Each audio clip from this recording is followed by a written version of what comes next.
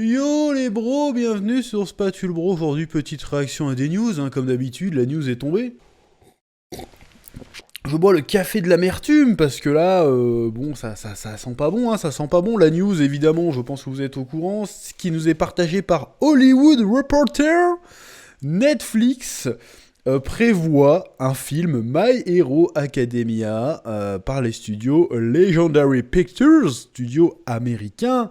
Et donc, là, j'en veux te dire, Amérique, Netflix, adaptation de manga dans la même phrase. Normalement, tu t'es là, tu sens un trouble dans la force. C'est comme si des milliers de voix venaient de s'éteindre. hashtag Star Wars, tu vois. Tu dis, qu'est-ce qui se passe? Qu'est-ce que c'est que cette histoire? Donc, j'ai lu un petit peu l'article, parce que la news en elle-même, bon, elle est surprenante, mais quand on lit la news en détail, elle est encore un peu plus surprenante et pose pas mal de questions. On va voir ça. Mais avant, normalement, petit instant passion, bien sûr. C'est l'instant passion.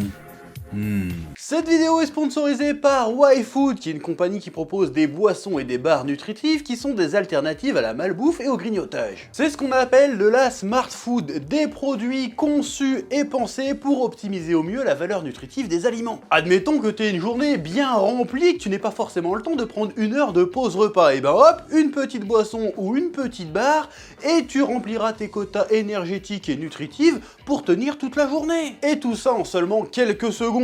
Tu secoues, tu verses, tu bois, et voilà. Par exemple, nous chez Spatule Bro, on fait beaucoup de vidéos, et des fois on n'a pas forcément le temps de prendre une pause repas, alors une petite barre, et ça repart. Là en ce moment je craque là pour la barre noix de coco, chocolat blanc, franchement c'est un régal. Pour découvrir ça, il propose des packs découvertes boissons et bars avec plusieurs recettes. Chocolat, vanille, café, coco, banane pour les boissons, et coco chocolat blanc, noisette, caramel salé et noix salée pour les bars. Et pour les boissons, il y a aussi une version vegan. Découvrez dès maintenant les packs découvertes boissons et les packs découvertes bars, dont les frais de port sont totalement gratuits dans les expéditions à destination de la France et de la Belgique. Et sinon, les frais de port sont offerts à partir de 25 € d'achat. Et avec le code promotionnel Spatule-YouTube, vous pouvez bénéficier d'une promotion de 10%. Les liens sont dans la description. Que la passion vous guide. Ouais. C'était l'instant passion.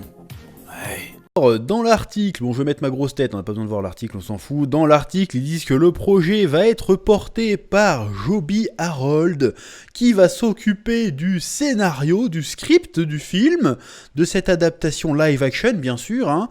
Bon, Joby Harold a son palmarès, qu'est-ce qu'il a? Il a Obi-Wan Kenobi, la série Disney+, et Army of the Dead, un film de Zack Snyder qui était sorti sur Netflix.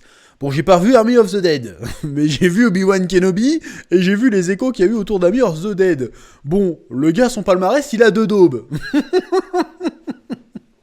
Ça veut pas dire qu'il va faire une 3e daube. Il y a toujours un palier à monter, il y a toujours possibilité de s'améliorer, de faire un truc pas mal.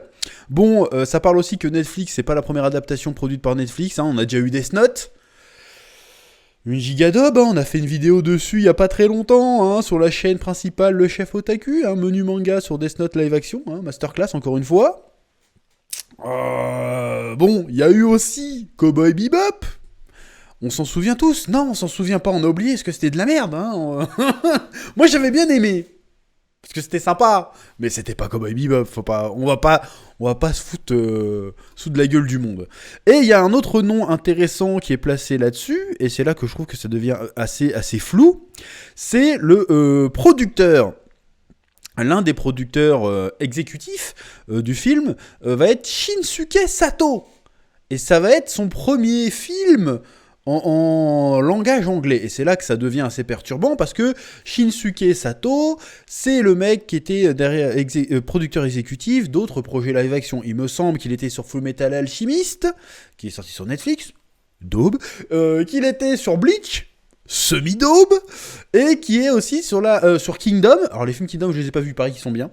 Et sur l'adaptation aussi en série Netflix de Alice in Borderland, qui pour le coup, je l'ai pas vu, parce que j'ai vraiment pas lu le manga, je connais que de réputation, qui a la réputation d'être une très bonne série, d'une très bonne adaptation.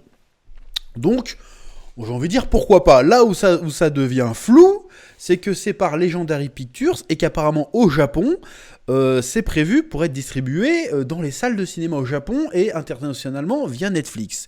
Donc là, je pose la question, est-ce que le film va être une adaptation américaine ou américano-japonaise ?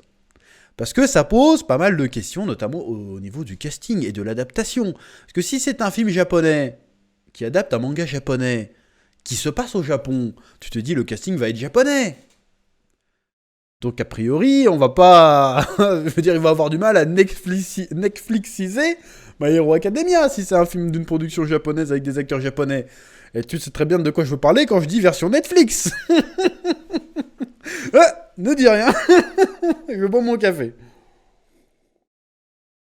Ah, ça me permet de ravaler les punchlines possiblement sauçables que je vais sortir.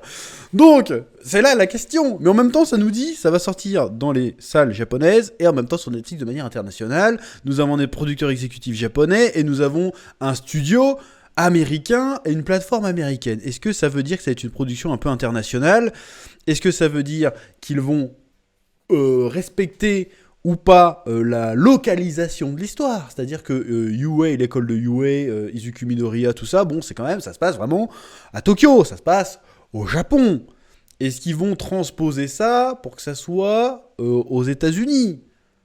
C'est pas impossible, parce que sachant que c'est un truc de super-héros, est-ce qu'ils vont garder c'est ça que je veux dire en fait, je me répète un petit peu, mais est-ce qu'ils vont garder un full cast, enfin est-ce qu'ils vont localiser l'adaptation au Japon et respecter le manga un peu plus à la lettre, ce qui était le cas de l'adaptation de Bleach, hein, qui respectait plus ou moins quand même pas mal le délire, ou est-ce qu'ils vont américaniser le bordel en laissant quand même un Izuku Midoriya d'origine japonaise, mais tout le reste, ça va être un peu américanisé. C'est-à-dire qu'on va avoir plus de diversité. Je rigole parce que j'imagine déjà l'annonce du casting, et ça va être la même Zumba que d'habitude. Parce que si, admettons qu'Izuku Midoriya, parce il a les cheveux un peu frisés, il est un petit peu discriminé, il y a des chances qu'on ait... Je vois bien Midoriya d'une autre ethnie, en fait. Ou un autre personnage d'une autre ethnie, tu vois. On va voir, hein. Mais encore une fois, je rigole parce que ça va lieu à polémique. Et ça va être rigolo, parce que je vais pouvoir faire des vidéos et faire de la passion dessus. Mais je suis très curieux de voir. Est-ce que ça veut dire budget américaine ? Parce que les adaptations de Bleach, de Fullmetal Alchemist, tu sens le budget japonais. Je parlerai même pas de l'attaque des titans, je vais être grossier. Tu sens le budget japonais, c'est-à-dire que moi, si je me débrouille, je fais un fan film un peu sérieux, je peux faire aussi bien. Alors que si tu dis que si c'est un projet avec de l'oseille américain, visuellement, au moins en tout cas, il y a moyen que ça soit un peu stylax.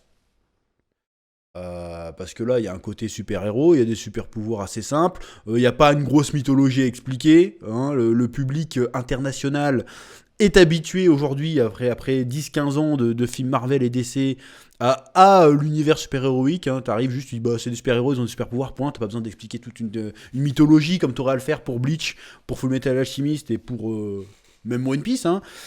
Donc ça pourrait être simple, donc je comprends l'attrait que des studios pourraient avoir pour l'adaptation de My Hero Academia. Par contre, en film, ça par contre, c'est là que le bas blesse. En série, ça pourrait être intéressant. Mais en film, il va falloir charcuter, quoi. Il va falloir charcuter. Mais j'ai envie de dire, pourquoi pas ? Il y a moyen de faire un genre de X-Men qui pourrait être sympathique. Reste à savoir quel va être le plot, quel va être le scénario, quel va être le casting, quel va être le réalisateur. Est-ce que ça va respecter le bordel ? Est-ce que ça va trop l'américaniser ?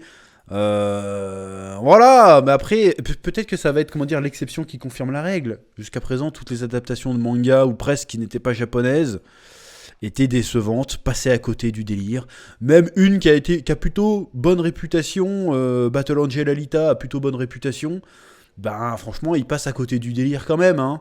Même Ghost in the Shell, bon, je parle pas de Scarlett Johansson, Whitewashing, tout ça, il passait un peu à côté du délire. Donc, quand même, j'ai un peu peur, je me dis... Bon, en même temps, je suis content, parce que ça va faire de la news, ça va faire du content. Ah, je parle comme un fils de pute. Ça va faire du content, c'est cool, tu vois. Mais en même temps, je me dis, bon, après, si ça arrive, ça va pas sortir. J'espère qu'ils vont prendre leur temps et que c'est pas un truc qui va sortir en 2023, qu'ils vont prendre 2-3 ans pour développer un vrai truc, bien caster les gens comme il faut et tout. Mais quand même, hein, quand on apprend adaptation pour Hollywood, mais même même quand on attend adaptation tout court, live action, en général, ça pue la merde. Les meilleurs à ce jour pour moi resteront, et je sais que là encore une fois, ça va faire débat, hein, même si de plus en plus de gens se rallient à ma cause. Nicky Larson de Philippe Lachaud est une des meilleures adaptations. La saga Rurouni Kenshin par les japonais est très très bien aussi. Donc ça existe. Il y a de bonnes adaptations de manga. Peut-être que Netflix, pour une fois, va faire mentir les pronostics et va nous sortir un truc qualitatif. Je rappelle aussi que j'avais fait une réaction à l'époque d'un fan film My Hero Academia qui se passait à Los Angeles, qui était dans le même univers mais qui montrait un autre personnage qui était très réussi d'ailleurs, qui était très cool. J'ai oublié comment il s'appelait ce film, mais il était très très bien. Donc c'est possible de faire un truc intéressant en live action avec My Hero Academia. Parce que le visuel est pas trop farfelu, il y a moyen de s'amuser, de faire un truc sympa, l'histoire est très bonne de My Hero Academia, il y a un bon matos à travailler, donc j'espère qu'ils vont pas s'emmerder à essayer de cocher les cases du blockbuster américain. Plus que ça. Voilà. De rajouter le côté, tu sais, Deku qui se fait harceler, mais laisser le Deku qui se fasse harceler, mais à la japonaise, pas oh, t'es nul au basket, Deku, tiens, on te jette ton goûter sur la gueule, c'était pas ça. C'était un peu plus subtil que ça. C'était un peu plus typique japonais, le harcèlement qu'il subissait. N'en faites pas le loser geek qui tombe amoureux de la bonasse et puis qui attire son attention en ayant des super pouvoirs. On a déjà vu Peter Parker, c'est bon en fait. Ne faites pas un Peter Parker bis nul. Et exactement le traitement que vous avez fait à Goku dans Dragon Ball Evolution, bande de bâtards. Bon, c'est pas Netflix, vous y êtes pour rien. Mais c'est l'Amérique, vous êtes tous coupables. Exactement le genre de truc. Le traitement de Goku dans Dragon Ball Evolution, c'est le truc qu'il faut éviter. Il faut pas faire ça. Ne faites pas ça à Izuku Midoriya, il n'en a pas besoin. Laissez-le comme il est. Il est très très bien. Il faut peut-être ajuster autour, évidemment, mais le changez pas à ce point-là, s'il vous plaît. C'est tout ce que je demanderais. Voilà, c'est à peu près tout ce que j'ai à dire en fait dessus.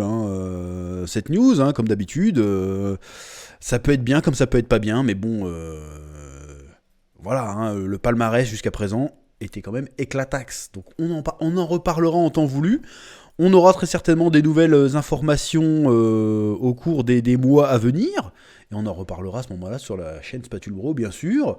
Je vous laisse ici avec un petit pouce bleu, un petit commentaire pour le référencement. Et à très bientôt pour de nouvelles vidéos. Oui.